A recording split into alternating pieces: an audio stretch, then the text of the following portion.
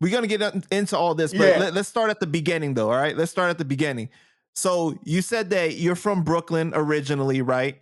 Yeah. You're born in the 70s, but really coming up in the 80s? Yeah, grew up in Glenwood Projects in Brooklyn, 5714 Farragut Road, apartment 2C. Anybody who knows, knows.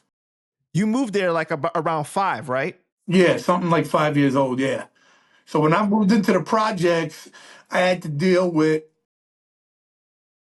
very angry black kids who are very angry already because they had to deal with the older Italian Irish kids that were older than them when they moved into the projects. Because what people don't realize or know is all projects in New York were first white projects. How crazy is that? That's mind-boggling when you think about it. Every project, I'm talking everything, Queensbridge, whatever, started out with Jews, Italians, and Irish living there. Mm. And then what happened is blacks started moving in, and people have always heard about when blacks move in, whites move out because they get scared. Right. Because they're like, oh, because of racism. So that's what happened even in my projects. And what happened is when the whites started moving out, all the blacks started moving in the 80s. So I'm moving into the projects as a little kid, and I have to deal with the angry older black kids who had to deal with the angry older white kids. You understand? So that's the kind of upbringing I had to deal with. A lot of racism and a lot of, you honky, you cracker, a lot of that shit. And that's the stuff that, and then coming up through hip hop and heavy metal in the 80s and a channel called U68 that would play like a Run DMC song, then an Anthrax song, then a Beastie song, then a Rush song. So I'm being brainwashed by this channel U68, which we got in the projects, even before I probably got heavily into Video Music Box, which was like the next level. Right after U68, then you got into Video Music Box. Because Video Music Box was only hip hop. But like the first or second day that you moved into Glenwood, you already had to fight like 15 Decepticons, right? Like they ripped up your comics and shit like that, you and your brother's comics? Yeah, that's like the first week that we moved into the projects from Canarsie, because we got kicked out of our apartment wherever we lived. And there was this landlord named Benny, and he was a real asshole. And so, my mother had heard that the projects were affordable. And my grandmother lived in the projects too, with Uncle Howie on the other side of the projects. And so we moved in, and I don't think my mother knew where she was moving us. I don't think she understood what projects were. You know what I'm saying? My mother wasn't hip hop related. Like she was like a regular white woman, Jewish woman, that went to work and took the L train to Manhattan and, had to be a secretary type person. So she had just heard it was affordable, you know what I'm saying? And then, she ended up finding out later after all the drama we got into and, what kind of place it was, which it was a great place, but, a dramatic place, you know what I mean? Of a lot of drama for kids. But, yeah.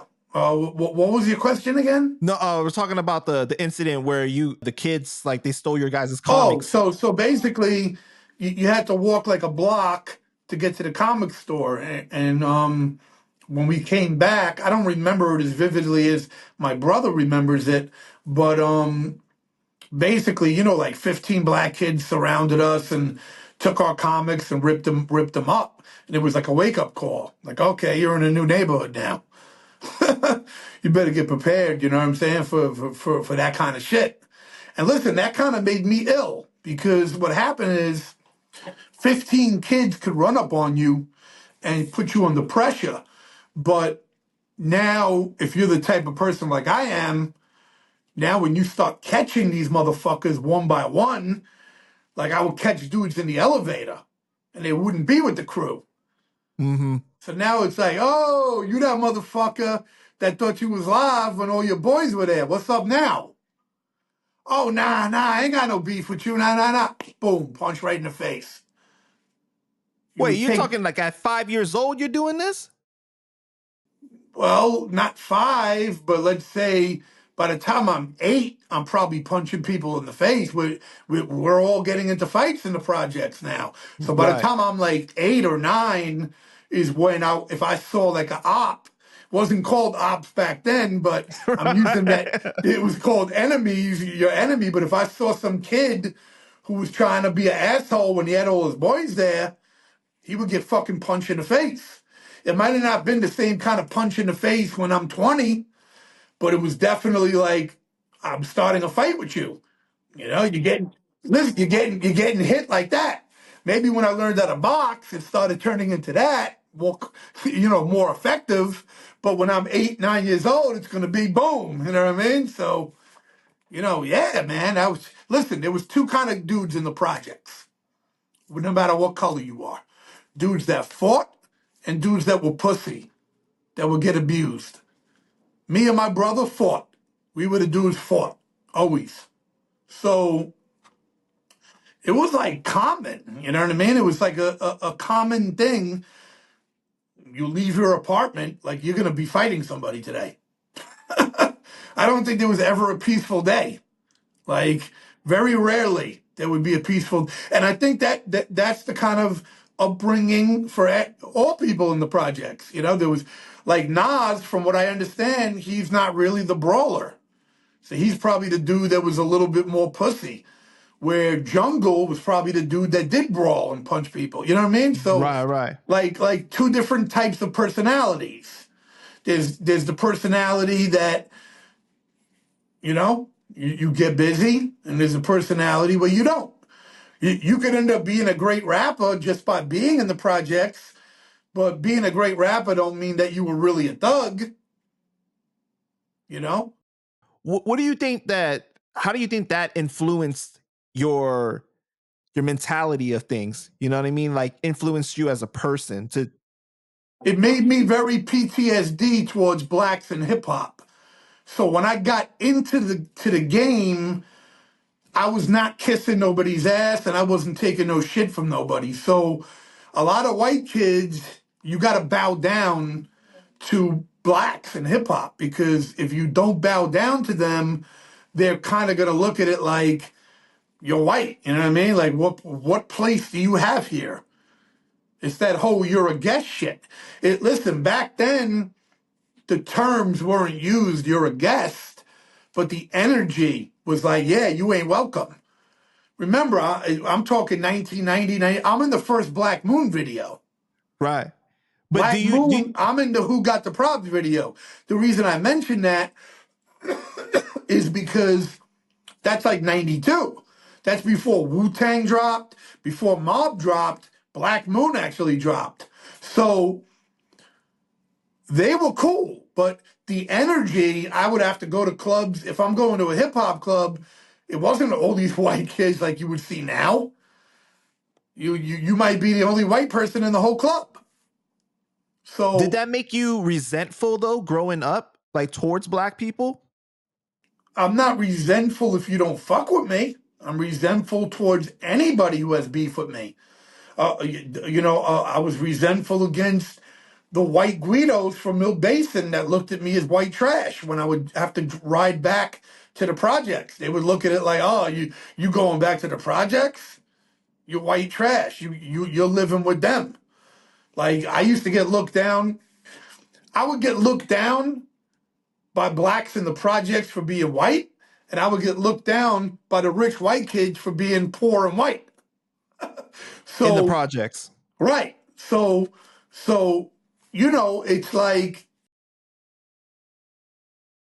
like I said, I had so much PTSD from beef in the projects that when I got into hip hop, I already had a chip on my shoulder.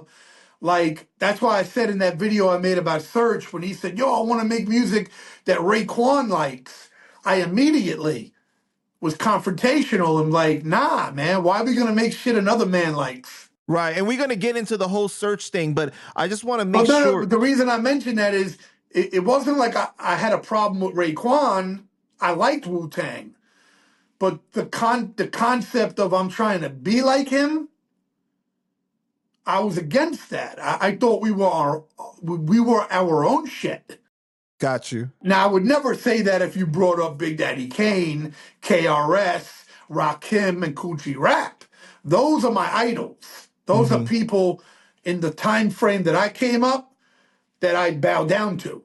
You know what I'm saying? Like there would never be any lip towards, oh, I don't want to be like them. Like if anybody said any, but around the time Wu-Tang came out, I was trying to get a deal. You understand? I had my first demo, won my first demo contest on Bobito and Stretch in 1990. So that's why I said when Serge said what he said, I looked at it like, we don't need to be like nobody. Right. We're already dope. I grew up in the projects, same way Raekwon grew up in Park Hill. Mm-hmm. So I'm coming from a mentality, I don't think nobody's better than me. I'm not on anybody's dick.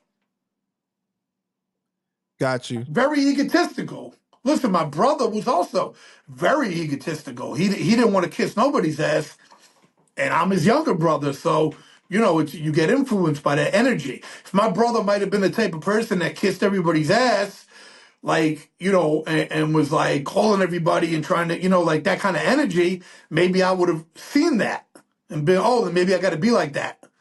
So my brother wasn't like that, and so I wasn't like that. And my brother got into as much beef as I got. Listen, my brother got into beef with all the dudes that were older, and I got into beef with all the kids that were around my age, because we're 4 years apart. So so the 4 years, so there's people that are 4 years younger in that realm that are in my bracket, and there's older dudes that are in his bracket. You know what I'm saying? So he had to deal with all them, and I had to deal with whoever. And listen, like, it wasn't just only black kids I fought. I fought dirty white kids, dudes that were grimy in the projects too. But yeah, definitely it gives you PTSD, that drama, But by the time you get into an industry where everything's supposed to be gay and soft and you're supposed to be nice and sweet to everybody, I'm not even used to that shit.